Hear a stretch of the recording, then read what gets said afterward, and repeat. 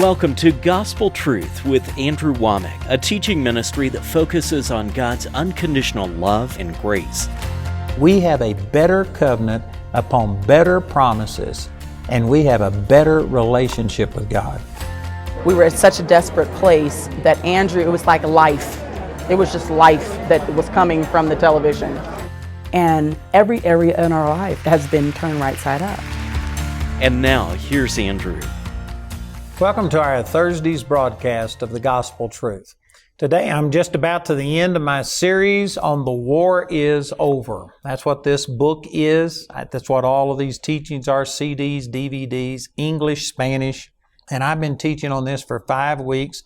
Tomorrow will be my last day to teach on this. And so I would like to encourage you to please go to the effort of getting this teaching. I really believe it'd change your life. This is one of the most important things that God has ever shown me, and I just know it would change your life. You can go to our website, and you can actually get this material free of charge if you want it that way. It's all there. You can download it. I'm not doing this trying to make money. I'm doing this trying to get the gospel out to you. And I really believe that this is a life-changing teaching. Tomorrow will be my last day to make this offer over our television, so please go to the effort of doing something about it today. Yesterday I was teaching from 1 John chapter 2, and I used verses 3 through 6 talking about let me just go back and read some of this. Verse 3 says, "And hereby we do know that we know Him if we keep His commandments." I was describing a condition I call spiritual dyslexia. Dyslexia is where you see things backwards, and there is a spiritual dyslexia. Religion is what causes it. Close contact with religion. It's a communicable disease, and it causes you to see things backwards. This isn't saying that if you will keep the commandments, you'll know God, but it's saying that knowing God will cause you to keep the commandments. John was writing this to people who were claiming to have a relationship with God, but there was no evidence of it in their life. As a matter of fact, they were living in sin, they were living in ungodliness of all kinds, and yet they were proclaiming that they had a superior knowledge of God. And he says, no, a person who truly knows God, it will be reflected in your actions. Not perfectly, because we don't have a glorified body and a glorified soul yet. And so there is room for making mistakes. But a person who just says, oh, I'm tight with the Lord, everything's good between me and God, and yet you are promoting ungodliness, you are rejoicing in it, you're glorying in it. There is no conviction in your heart when you go out and hurt people and do things that destroy them. The Bible says right here, the next verse says, "He that saith, I know Him, and keepeth not His commandments is a liar, and the truth is not in him." You can say what you want to, but I can guarantee you, your actions speak so loud that I can't hear what you say. That's quite a statement. And then he says this in verse 7. He says, "Brethren, I write no new commandment unto you, but an old commandment which ye had from the beginning. The old commandment is the word which ye have heard from the beginning." And then in verse 8 he says, "Again, a new commandment I write unto you, which thing is true in Him and in you, because the darkness is past and the true light now shineth." So which is it? He says in verse 7 that he's not writing a new commandment, and then in verse 8 he says, I'm writing a new commandment. Which is it? Is it new or isn't it new? I think that this is the way we would say, this is the same thing, but it's different. It's the same truth, but it's different. And what he's saying, he's just been talked about that, you know what, under the grace of God, it is not our performance that we relate to God on. It's only our faith in Jesus. Under the old covenant, you had to do right in order to get right. But under the new covenant, it's not based on your performance. You get it because of your faith in Jesus. But does that mean that you don't keep the Old Testament law? Does that mean that you now just throw out the fact that, you shouldn't kill? You ought to honor your parents? You ought to do these things? Should we now just throw those things out because we aren't under the law? No, it's a new commandment, but it's not new. It's the same point. It's just that now I live holy as a fruit, as a byproduct of a relationship with God, not the way to get relationship with God. Man, I pray that you got that. In other words, we still act right. Did you know that there was nothing wrong with the law? The law was perfect. The law gave us a perfect standard of what we were supposed to be like. Not so that we could do all of the things contained in it, because you just can't do it. Did you know that some of the Old Testament law is about if you have a mole on your body, you're defiled?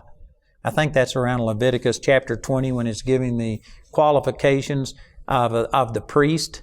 The priest couldn't have a mole on their body. They couldn't have a flat nose. They couldn't have bad posture. They couldn't be left-handed. Did you know all of those things were parts of the law? Why did God say those things? Because the priest was supposed to represent Jesus, perfection. And it was giving us a standard of what perfection was. Under the new covenant, it says in Peter that we are now all kings and priests to the Lord. If you were to think that we are still living under the Old Testament law, then that would mean that if you have a mole on your body, if you have a flat nose, a crooked back, and things like this, you couldn't be saved. Why did God give those laws? Because for one thing, it was a picture of Jesus and He was perfection, but it wasn't so that you could go burn the moles off of your body, get plastic surgery and fix your nose. It was just showing you that if you think that you're good enough, if you think that somehow or another I owe you relationship because you live better than this person over there, I'll show you what my standard of perfection is. And He showed that God didn't create us with moles. That is a result of the fall. That is a negative thing that happened after imperfection entered into the earth. Flat noses, wrong posture, all of these things are wrong. Is God saying that because He hates people with moles? Is He saying it because He wants you to go burn the moles off of your body? No. But if you are going to trust that God is going to relate to you because you're worthy of it, because you deserve it, God just wanted to show you that no, you aren't worthy. No, you're imperfect. No, you've got moles. No, your posture isn't straight. He loves you, and He wouldn't have ever mentioned it except that we were promoting our own goodness and our own holiness. And so therefore God said, all right, let me show you what perfection is. And He gave us this standard that was so far beyond our ability to reach it that it was to make us despair of our self-righteousness, and we'd just throw ourselves on the mercy of God and ask for forgiveness. So He has written a new commandment. Now God relates to us by love, not based on performance. But in another sense, He hasn't really changed anything. It's the same as the old thing, except now it comes as a fruit and not the root of salvation. Let me turn over here to the book of Romans and make this same point. This is the Apostle Paul saying these same things. So in Romans chapter 6 and in verse 20, it says, when you were the servants of sin, you were free from righteousness. What fruit had ye then in those things whereof you are now ashamed? For the end of those things is death. Before we got born again, we were producing fruit that went along with being a lost person. You know why people sin? Because they're sinners. It's just natural. You know, it always amazes me. I go over to these people's houses. I've been over to people's houses that are friends of mine, and they have a dog. And then, you know, I remember one place I went over, this little dog got so excited, it just wet all over the entryway. And they were just so embarrassed. Oh, I can't believe it did this. And I said, hey, it's the dog in it. You know, you can put a bow in its hair and you can paint the toenails and you can get it all fixed up, but it's a dog. And that's the reason they act like a dog. They'll come up and stick their nose someplace that they don't have any business sticking their nose, and people, oh, I just can't believe my dog did that. But that's because they're a dog. You can dress them up and you can make them think that they're a member of the family, but they are a dog. I'm not a dog hater. I love dogs. I've had dogs, but I'm saying that the reason dogs act like that's because they are a dog. If you leave them by themselves, I guarantee you a dog will act like a dog. Now you can get them to modify their behavior around you to a degree, but they are a dog, and you leave them by themselves, they're going to act like a dog. The reason people act like a sinner is because they are a sinner. And that's what he's saying. What fruit had you then? Well, you had a lot of fruit. Before you got born again, you were acting like a sinner because that's who you were. But look at this in verse 22. It says, but now, being made free from sin and become servants to God, ye have your fruit unto holiness, and the end everlasting life. Now look at this. In verse 20 up here, he says, when you were the servants of sin, you were free from righteousness. The servants of sin here is talking about before you're born again, you were free from righteousness. Did this mean that a person who's not born again can't do anything that's good? You can't do anything that's righteous? No, that's not what this is saying. There are some people that don't know the Lord, and yet they're nice people.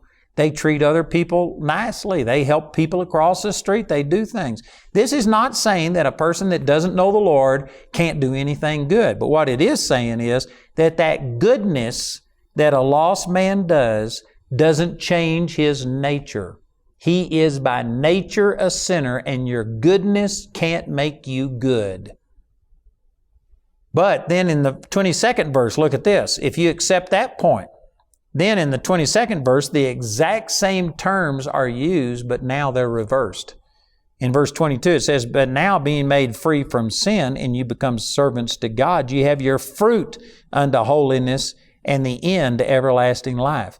So look at this. Now it says you are servants to God. If in verse 20, servants to sin meant before you're born again, now in verse 22, servants to God is talking about after you are born again.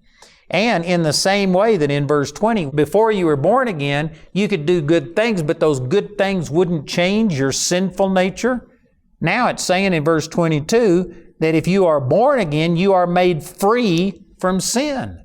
That doesn't mean that a born again person can't sin. All of us know by experience that that's wrong. We get mad, we lust, we do some things and stuff. A born again person can sin, but what this is saying is that sin that you commit as a Christian doesn't change your righteous nature so that it becomes unholy any more than the good you committed before you were born again could change your sinful nature and make you holy.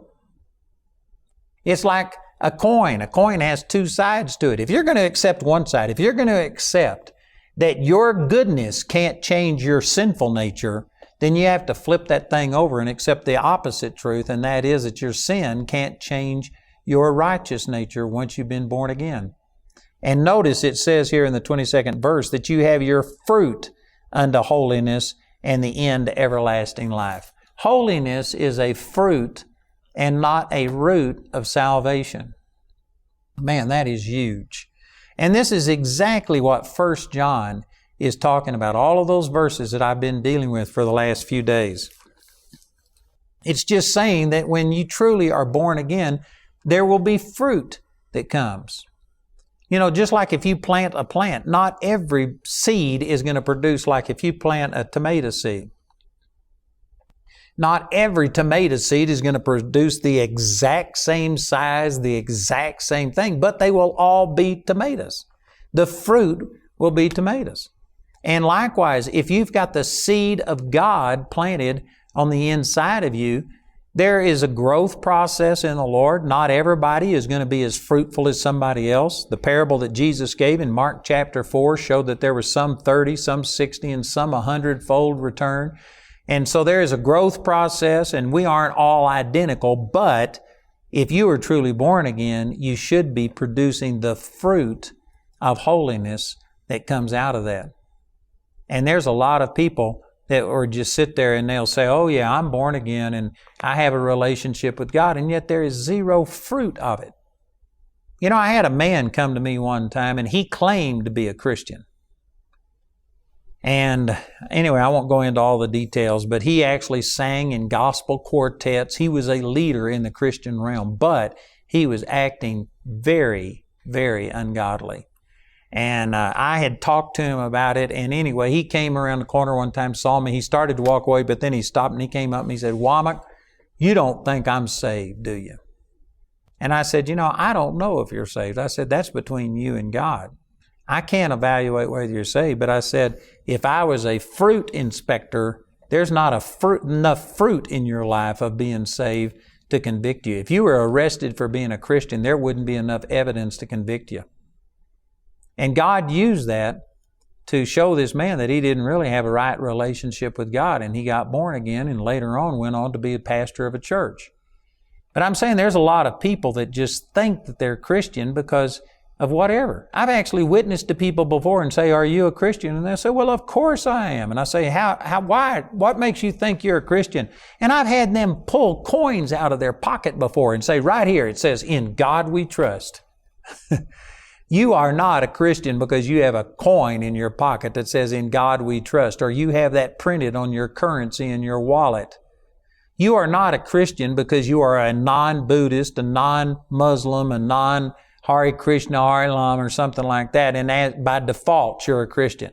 No, that's not so. The only way you become a Christian is to deliberately, on purpose, put your faith in what Jesus has done, and you believe that God now loves you and accepts you and moves in your life because of your faith in Jesus and not faith in yourself. And there's people watching this program right now that you don't believe that. You have just assumed that you're a Christian. Your parents were a Christian. Did you know God doesn't have any grandkids? That means every person has to have their own personal relationship with God. It doesn't matter what your parents or your grandparents were like or what your friend is like. Do you know the Lord? Do you know Him personally? If you do, it will change your behavior. Now again, there's a growth process. It doesn't mean that just tomorrow you're going to be a perfect person and you're going to be overcoming all of your things. But the moment you get born again, you change on the inside. And a seed, God's seed, was planted in your heart. And it's just a matter of time until it starts growing and producing fruit in your life. That's what this is saying. That being now made free from sin and you become a servant to God, you have your fruit unto holiness and the end, everlasting life. You will start seeing holiness reproduced in you. The things that you used to do where you were living in sin and enjoying living in sin, it will change. Your heart will change. And you will start producing fruit of holiness in your life. You know, I just know in my heart right now that there are people listening to me that you have just kind of accepted that you're a Christian, but you haven't truly made a commitment of your life to the Lord. You think, well, I go to church. Isn't that enough? No, that's not enough. Did you know sitting in a church won't make you a Christian any more than sitting in a garage would make you a car? If you're a car, you ought to get in a garage for your own protection. If you're a Christian, you ought to go to church. But going to church doesn't make you a Christian.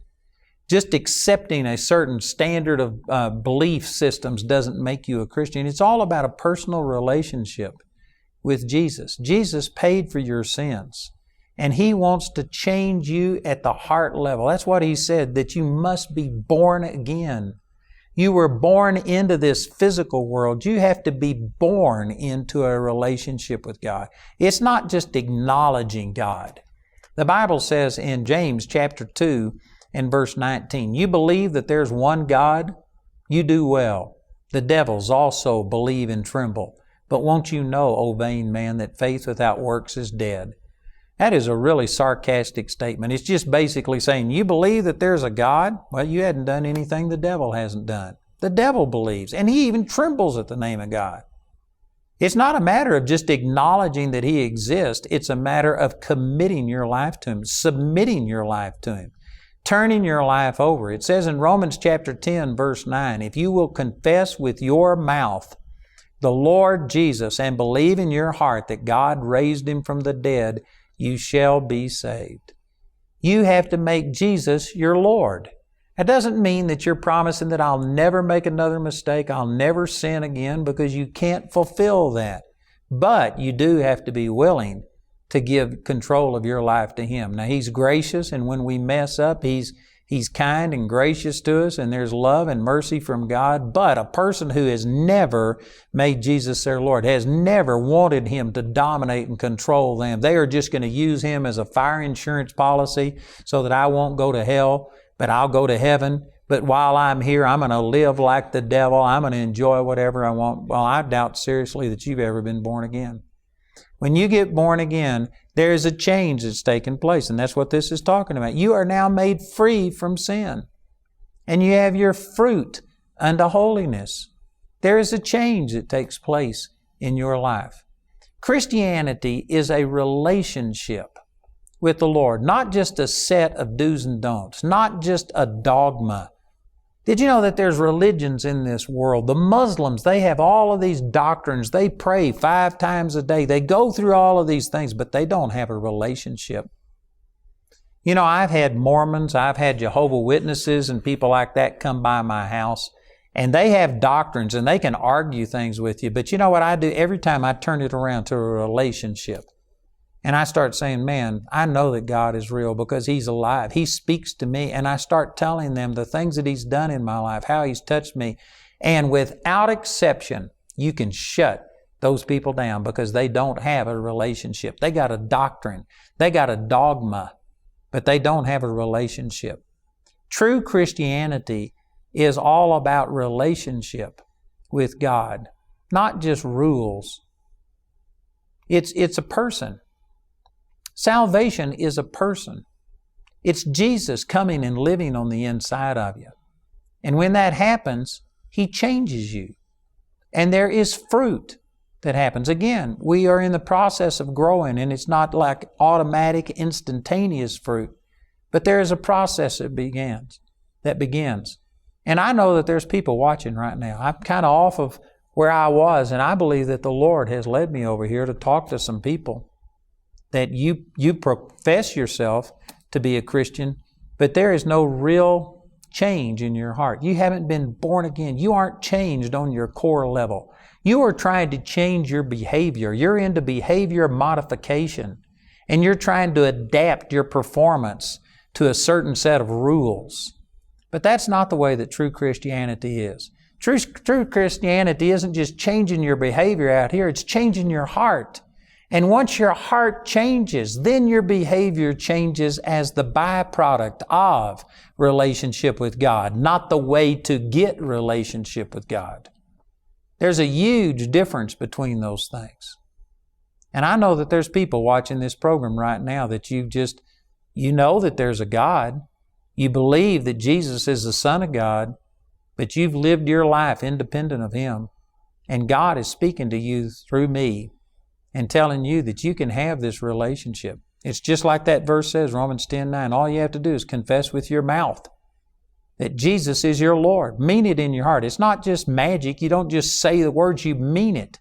The next verse says, for with the heart man believes, and with the mouth confession is made. You got to say it with your mouth, but mean it from your heart. And if you will do that and believe that Jesus rose from the dead, then you shall be saved. God will come on the inside of you, and you'll be a changed person. Heeft deze uitzending je aangesproken? En verlang je naar meer? Het levensveranderende onderwijs van Andrew Wommack is ook beschikbaar via onze website. Je vindt hier veel naar het Nederlands vertaalde boeken, dvd's en meer.